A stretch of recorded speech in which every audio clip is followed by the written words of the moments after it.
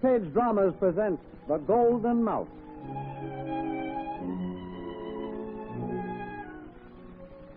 This week's Front Page drama, The Golden Mouse, is a radio dramatization of another of the weird, amazing, but true-life stories of darkest Africa as told by Brian O'Brien, soldier, explorer, and adventurer. No other series of stories ever to appear in the American Weekly have caused such nationwide interest and acclaim as the current series of stories and articles on the savage rights and customs of the many tribes and races on the dark continent, Africa.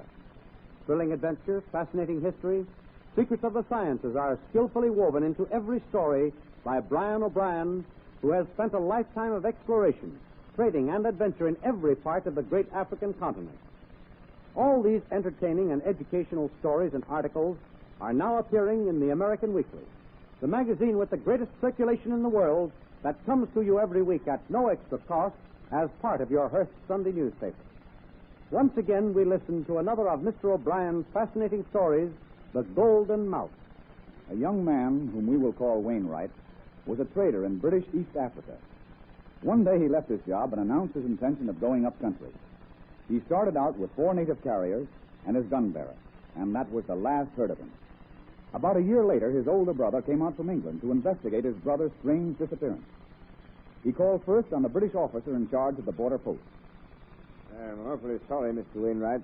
Afraid you've come on a vain errand. I hate to say it, but he could have stood no chance whatever out there. Probably chopped up by one of those blasted gullahs. You say that the authorities advised you to send out military patrols to investigate and perhaps find it? Yes, Mr. Wainwright. I sent out patrols under my white officers. They searched and investigated the little mud villages inland. And as I told you, they gathered up a few scraps of information. In one case, found his knapsack that I turned over to you. Your men found that in a little border village in Abyssinia, you said? Yes, that's correct. It indicated one thing. He had crossed over the border into Abyssinia. But from there, the trail ceased. Now, those furtive, close-mouthed native hillmen disclaimed all knowledge of your brother. For months, my spies wandered about the villages, talking with the chiefs, vainly searching for the slightest indication of his fate. But, unfortunately, it was no go. Oh, but look here, Colonel. These maps and sails drawn on the papers found in his knapsack indicate that he not only crossed the border, but that he penetrated several miles into the interior. He must have done that to make those sketches. Yes, you're probably right, old chap, but we can't send an expedition after him. You know what those native scoundrels are like. They lie just for the fun of putting us off the track. He was always reading everything he could find on Africa. He had a mania for buried treasure. Oh, notice this. This faded arrow drawn in the corner of one of his maps. See, the point of the arrow indicates the word, the breast of Sheba. What do you make of that? They're twin mountains in Abyssinia. Tried a Haggart wrote of them in King Solomon's Mine. Oh, yes. Oh, by the way, the hero of that had a lost brother, too. Exactly. And he went off just as I'm going to do. Once when the lad was home on leave, he talked to me about the possibility of discovering Ophir. Ophir? What? Do you mean to say he's gone off on a wild goose chase like that? Either that, or one other thing. He always believed that the Holy Tabernacle was a real thing, actually stolen from Solomon and brought to Abyssinia. He said once that there is a connection between the two. Well, it's a bit too late to help him now, I'm afraid. I'm going after him. My dear fellow, I hate to say it, but it's useless. Besides, you'll have to get permission to travel in Abyssinia. Your jurisdiction ends at the border, doesn't it? Yes, but if I wait for official permission from Addis Ababa, it will take months. All the native chieftains will be warned of my mission, and I'll find out nothing. I'm going through. Right. I've hired one excellent native boy who savvies their talk, and I think we can make it. Well, of course, I can't stop you, but I'll have to disclaim all responsibility. Certainly. That's quite all right. 3 days later, Wainwright, well-armed and laden with silver dollars, followed by his faithful, intelligent, and sturdy native guide, Dabo, crossed a rocky ravine at the border and swiftly disappeared into a crevice in the barren hills. He followed the direction his lost brother's maps indicated, and finally reached the village where he paid the chief $1 silver to spend the night. The chief, bearded and evil-eyed, growled something, and Dabo interpreted. Chief, he say, what you want? Tell him I am a good friend of the King of Kings in Addis Ababa. I have come to admire his country.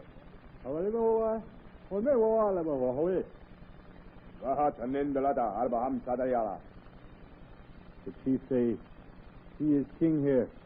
No other man get power. What you want? Tell him I've come to hunt. Hey, follow me, Vivo. How are you? Arba Hamsa Sikasabadamania Rala. Why? Chief say you must pay to hunt in his country. He gives pass for other countries. Give him 2 extra silver dollars, and then ask him if another white man passed this way. What are you? Hey, Cobawero, how are you, Vivo? No, Wala. Bahada Mendalata Arba Hamsa.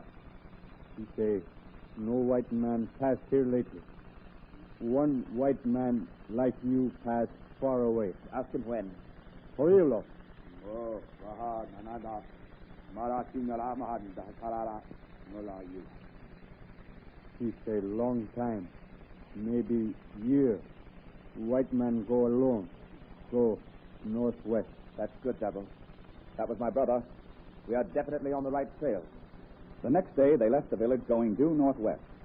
For days and days they marched, sleeping in small villages. Dabo on guard against the fierce-eyed inhabitants. Always there were vague stories of a white man who passed along going northwest. They found natives with parts of his equipment. First, they picked up his helmet. In the next village, a small kit box that belonged to him. Finally, on the edge of a dark, foreboding forest, they found his rifle in the possession of a native. The native warned them that this forest was bad country, through which no man had ever passed and lived. In the swamp, they found the remains of a canvas satchel, which gave them new heart. They pushed on out of the forest, and were soon at the foot of the Twin Peaks. They rested a while, enjoying the fresh air and sun, and then pushed on again, climbing up a cleft in the hill. Suddenly, on the face of the rock, they saw a small cave. They all but reached the entrance when... Look, quick! Step back, master! Snake! Wait! Double, get him! You got him all right, Double. Yes. Let's go in and investigate this case. I'll go first. I'll use my flashlight and you save yours. Very good, master. Be careful. Stay that safe. Keep good watch. Don't worry, I will. Look, Double, the marks along the wall.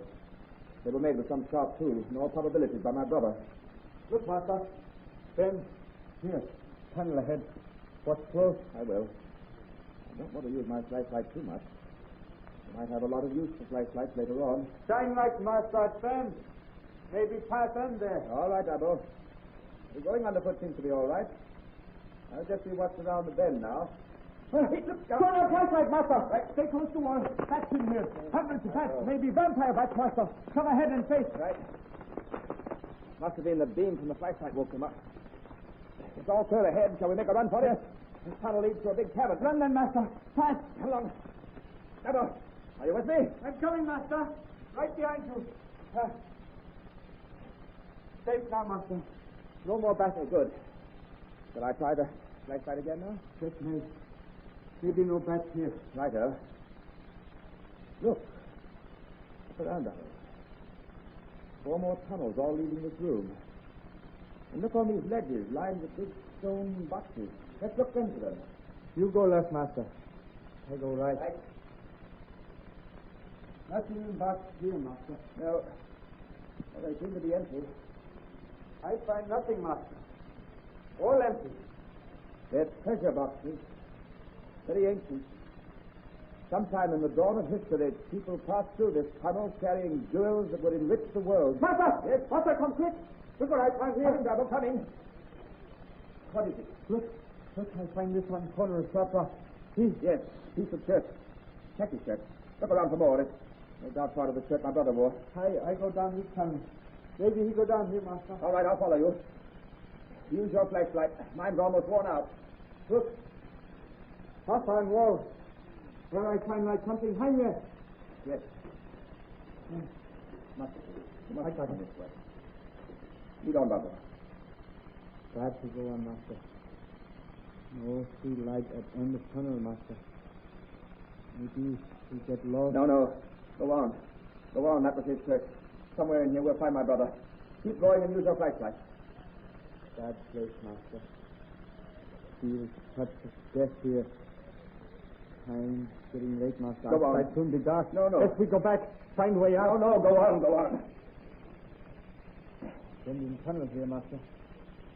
Still see no light at end. Never mind. Go on. Go on, we've got to find him. I keep on, master. Look. Look ahead, master. Look on ground by wall. Something big. Come, master. Look. It's skeleton of man. Look. Water bottle. Tea. The cigarette case. I gave him that cigarette case. Years ago. There's a paper here by side. Maybe it's a note. Put your torch on. Desiring made the ark of atom wood. 2 cubits and a half of the length of it, and a cubit and a half the breadth of it, and a cubit and a half the height of it. And he overlaid it with pure gold within and without, made a crown of gold. Writing quite faded, almost illegible. They said, if you send away the ark of God of Israel, and send it not empty, but in any wise return him a precious offering, 5 golden emeralds and 5 golden mites, according to the number of the lords of the Philistines, I guess it is. You shall make images of your emeralds and images of your mites that mar the land. Take the ark of the Lord, jewels of gold which you return him for a precious offering in a coffer of the side thereof. Look, around then, master. Yes? Daylight ahead. Oh, poor devil. The guy here not 50 yards from here. Look down, master. In his hand. Good Lord, it's a golden mouth. Just as it was written on the paper. All is finished now, master. See, bury him here. It is better. Yes. He found what he sought. We leave him here to rest forever. It is good so. For there are things which no man may see and live. Since Wainwright's return, other men, puzzled by his silence as to the result of his journey, and thinking that he wished to conceal some valuable information, have tried to follow his trail. But they have all turned back to the forest over which Sheba's breast gleams in the sunlight. The natives fear the place as a curse, and deny all knowledge of a white man's passing, lest another mad white force them to enter the forbidden land. You have just heard The Golden Mouse, one of the weird, fascinating, but true-life stories of darkest Africa by the famous soldier, explorer, and author Brian O'Brien. This series is running currently in the American Weekly, the magazine with the greatest circulation in the world that comes to you every week as part of your Hearst Sunday newspaper.